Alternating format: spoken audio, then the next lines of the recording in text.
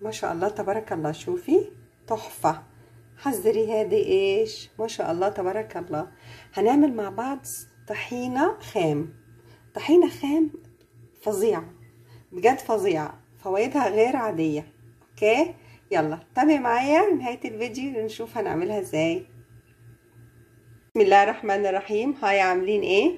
معاكم ايمي الصياد. اليوم ان شاء الله هنعمل مع بعض وصفة سهلة كتير وبنحتاجها في كتير اكلات صراحة.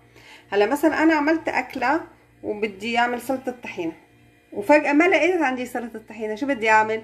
بس عندي مكونات اقدر اعمل سلطة طحينة. اوكي هلا بناخد كاسة، نشوف كاسة سمسم ابيض مش متحمص. ناخد تقريبا برضو كاسة شوفان، وده جديد.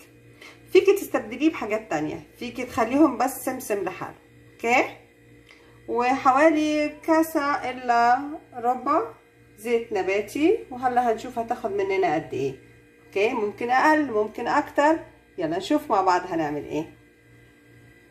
حطيت الطاسة انا حمص السمسم، وبمعنى اصح هطلع رطوبة منه. اوكي هنضرب اللي احنا حمصناهم. بسم الله. هنا شوية سمسم. انا بقى شو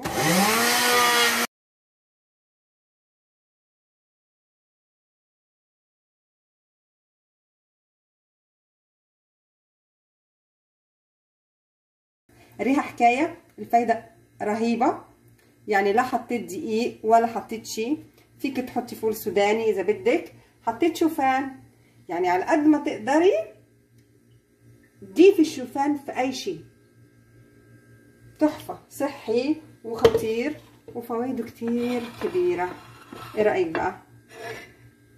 طحينة دي ولا مش طحينة؟ طحينة على مستوى عالي ولا لأ؟ أتمنى تجربيها، وأتمنى تشاركي في القناة وتشير الفيديو ولايك. ومرة شكرا، ثانك يو سو ماتش.